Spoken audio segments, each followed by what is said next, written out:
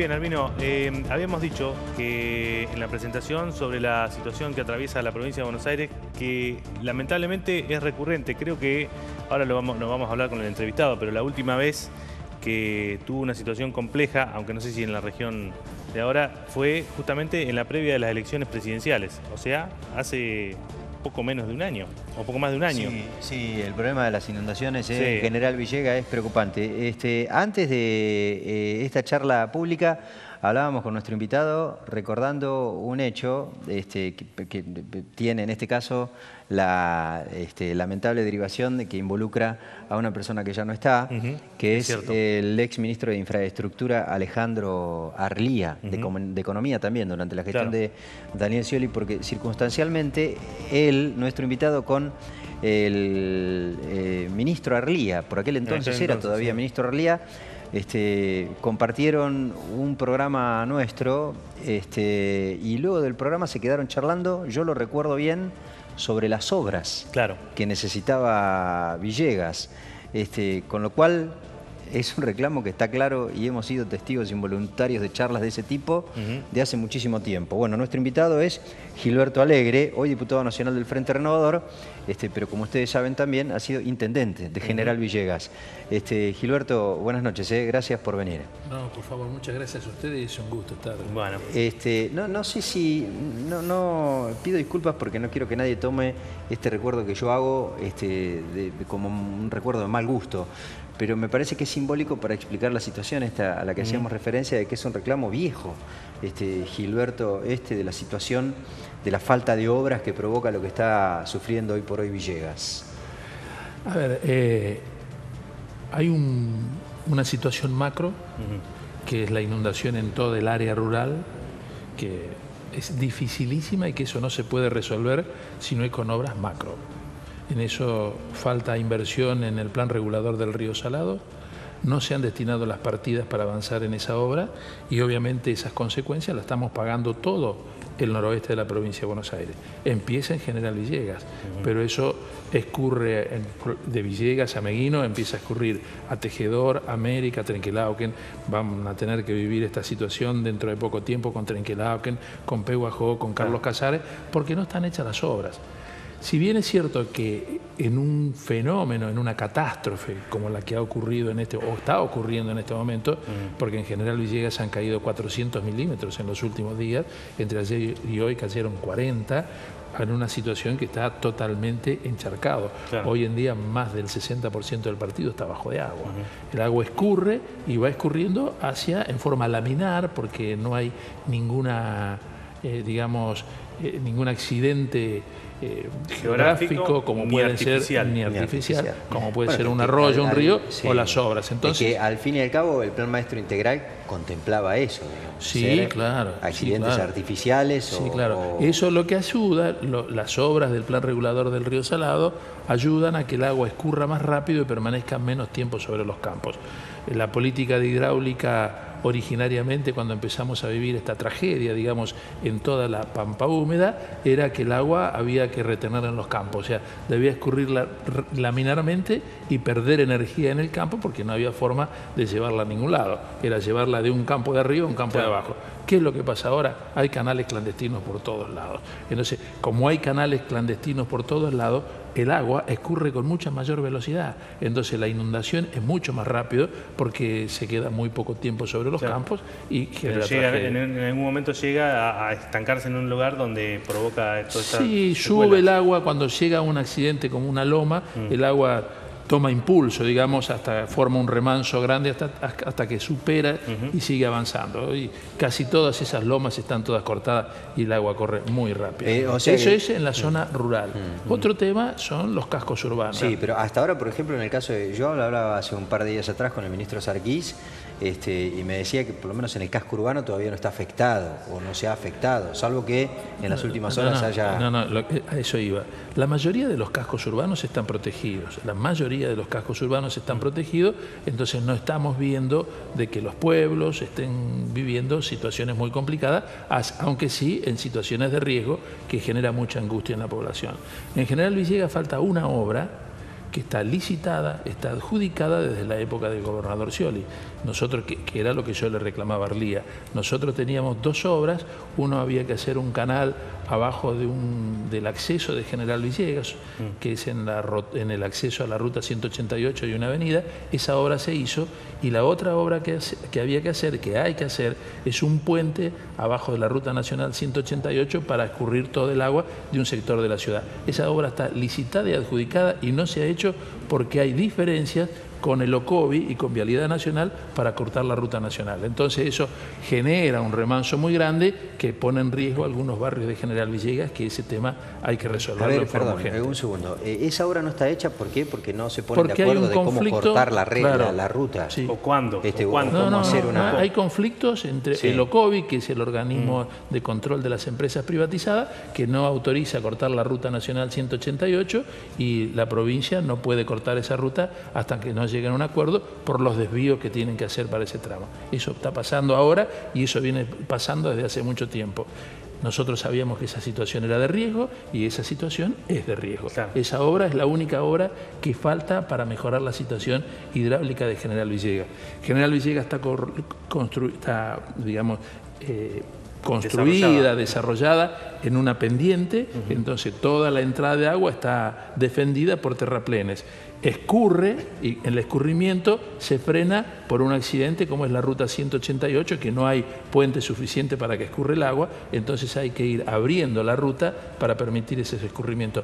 Hay una obra que está licitada y contratada por Hidráulica de la provincia, de cuando era director Mario Scheider, que no se ha realizado hasta el presente por conflictos entre la Dirección de Vialidad Hidráulica y el OCOVI y Vialidad Nacional. Sí, siempre surge ante esta situación una pregunta, digamos, que es más que nada para despejar una cuestión que es imposible de manejar, que es si estamos ante la presencia de un fenómeno climático extraordinario. Catastrófico. O sea, pasó en La Plata, digamos. Lo que ocurrió en La Plata hace 2 años y medio fue que 400 milímetros en 4 horas no puede ocurrir nunca. Digo, lo que pasa en Villegas es algo tan extraordinario. Sí, sí. ¿Por qué? Porque es una acumulación de agua que viene dándose desde el principio de año. Desde el principio de Nosotros tenemos que pensar pero las consecuencias se explican por una combinación de factores. Sí. Bueno, pero por la lluvia, pero también por la falta de obras. Sí, las obras, o aún cuando se hayan hecho las obras se puede estaría mal. No, estaríamos mal, pero se pueden aliviar todas estas situaciones. Pero 400 milímetros son 40 centímetros de agua. 40 centímetros de agua colocado. ¿En qué lapso los 400? En los últimos 20 días. Ok. 400 y venían a sí, estábamos con todos los bajos estaban llenos. Esos 40 centímetros, cuando van abajo de la tierra, se multiplican por 4. Son 1,20 metros. 40 no, por 3 por 4. Sí, son 1,60 m. Porque va llenando la porosidad de la tierra. Claro, entonces va llenando la porosidad, usted tiene 40 centímetros, se multiplica, es 1,60 m de agua. 1,60 m de agua está en inundación permanente. Cuando el agua entra en contacto con la superficie, empieza a escurrir laminermente. Empieza a escurrir. ¿Qué pasa? Los bajos están llenos, no hay posibilidad de retenerla en ningún lado. Esto es lo que está pasando en General Villegas. Este es un fenómeno, es catastrófico. O sea, lo que pasa, que si estuvieran hechas las obras, los canales aliviadores del plan regulador del río Salado, seguramente... Se habría atenuado el impacto, pero nunca evitarlo, porque lo que va a pasar es que en lugar de estar el agua 6 meses arriba de los campos, va a estar 20 días o un mes. Claro. Hoy en día el problema que pasa es que el agua permanece mucho tiempo. Está previendo que el agua permanezca, aún cuando pare de llover hoy, 6 meses... El mejor canal que tenemos es el sol. El sol evapora en esta época de 10 a 12 milímetros por día. Entonces el sol, los días largos, esto ayuda mucho. Pero hay zonas que van a quedar muy encharcadas porque la superficie está muy llena. Todavía, digamos, si mejora el tiempo, deja de llover, todavía se va a poder trabajar en muchos campos, pero tiene que parar de llover y mejorar el tiempo. Nosotros hemos hablado con gente que trabaja el presupuesto la semana pasada con el propio Zarghini, que él decía, lo que yo advierto que está pasando es que otra vez, por lo menos este año, la variable de ajuste en el presupuesto de la provincia de Buenos Aires fueron las obras.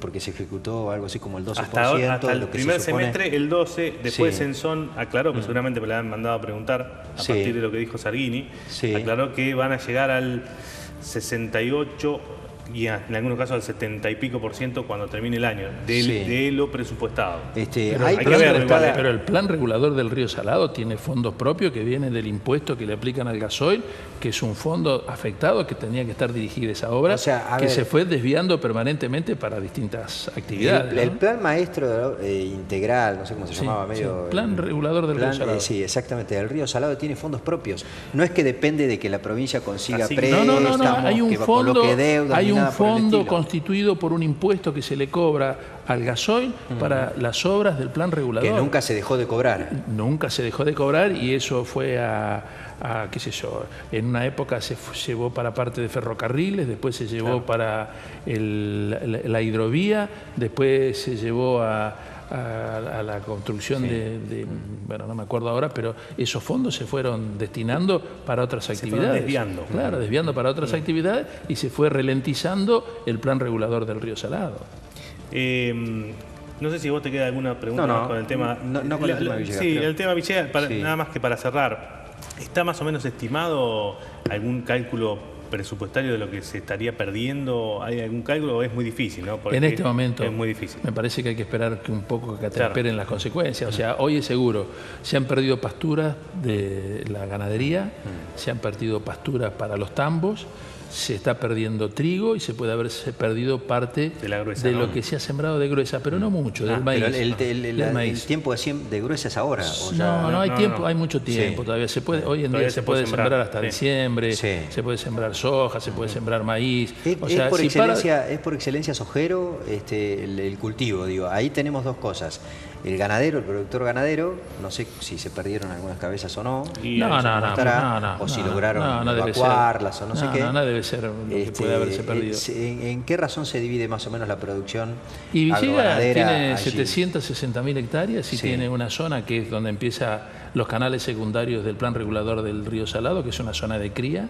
Tenemos una zona vinculada con vecinos de Rivadavia, de América, que es una zona que se calificaba como la mejor zona de invernada del país para engordar haciendo a pasto. Hoy eso todo es agricultura. O sea, tenemos una zona en el límite con Córdoba-Santa Fe, que es zona tambera.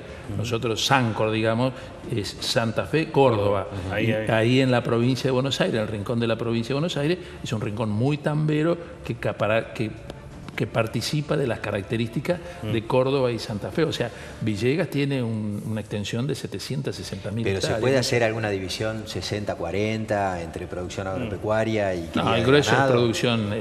Hoy el ganado está confinado en feedlot, digamos. Hoy prácticamente hay poco ganado a pasto. El grueso es producción agrícola. ¿Y entre eso qué cultivo? ¿La soja especialmente? La soja y maíz se está haciendo mucho. Claro. Gilberto, lo paso a otro tema. En estos días, para que nos explique bien, porque por ahí alguno todavía no termina de entender, esto estalló el fin de semana y todavía hay gente que se pregunta cómo es que puede ser que ocurrió esto de el incremento en las dietas y en lo que cobran los diputados nacionales y los senadores nacionales. ¿Cómo les llegó a ustedes? ¿Cómo se enteraron? ¿Ustedes participaron en la negociación?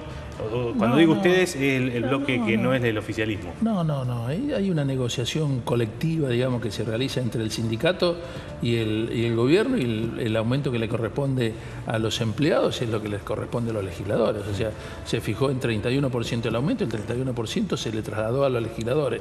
Donde hubo aumento es en la actualización del precio de los pasajes aéreos, que es lo que reciben todos los legisladores del interior, y obviamente en el desarraigo. Porque el desarraigo ustedes no es que les dan un pasaje, sino que se dan un dinero que con eso podrían comprar pasajes, porque digamos... Sí, le dan el vale para canjear por el pasaje. Sí. Pero es una práctica habitual que muchos, yo he hablado con algunos de ellos, que dicen que los cambian, otros que por ahí dinero lo ceden, algunos del interior que tiene alguna, qué sé yo, una manera de aportar a algunos diputados es ceder los pasajes. Eso depende de cada uno de los legisladores. Pero esto que le preguntaba Fabián, que es una decisión de la presidencia de la Cámara o está avalada por el resto de los bloques. No lo de la paritaria, sino lo otro. No, lo de la paritaria está claro, fue del 31. La dieta, eso es la dieta. Lo que pasa es que el sueldo de ustedes, según lo que salió publicado, que usted me dirá si es cierto o no, pasa a tener algo así como un 45 o un 47% más si se suma todo. Si se suma el 31 y toda esta cuestión que lograron mejorar. No sabría decir si es ese porcentaje, pero sí es claro que es más del 31. Ajá, bien. Lo que pasa es que... Bueno, esa parte de la negociación, pregunta Albino. Yo vivo a 500 kilómetros y tengo que ir y venir en mi auto y pagar el combustible. El combustible aumentó y la actualización esta no había aumentado desde hace más de un año. Ese dato, Entonces, ¿cuándo fue la última vez que lo...? Y no me acuerdo. Yo prácticamente desde que estoy en la Cámara cobrábamos exactamente lo mismo y estoy hablando desde hace más de 2 años. O sea, nosotros venimos a Buenos Aires, algunos viven en hotel, otros viven en departamento, tienen un montón de gastos que de alguna manera hay que compensarlos. Yo no creo que esté mal. A mí me parece que lo que habría que hacer, porque todo el mundo visualiza la Cámara de Diputados o Senadores como que está todo mal. A mí me gustaría o debería existir en el país un ranking de los salarios que cobran absolutamente todos, los intendentes, los concejales, los diputados nacionales, los diputados provinciales, todos por provincia, como para hacer un análisis justo de cada una de las situaciones. Y el resto de los poderes, ¿no? Digo, sí, absolutamente, pero porque nosotros, yo le digo, hay intendentes que ganan más que lo que ganamos nosotros. Sí. Entonces, a mí me parece que sería eso de los justo. intendentes, ¿cómo es? Porque hay algunos intendentes que ganan incluso hasta casi lo mismo que gana un presidente. Sí, o más. Lo que pasa es que hay un artículo en la ley orgánica que establece que el intendente cobra 18 sueldos o 30 sueldos equivalente al sueldo más bajo de la administración pública. Pero el sueldo más bajo de la administración pública depende de una decisión que se tome administrativamente, que puede ser más o menos. Claro, entonces no es un tema que existe.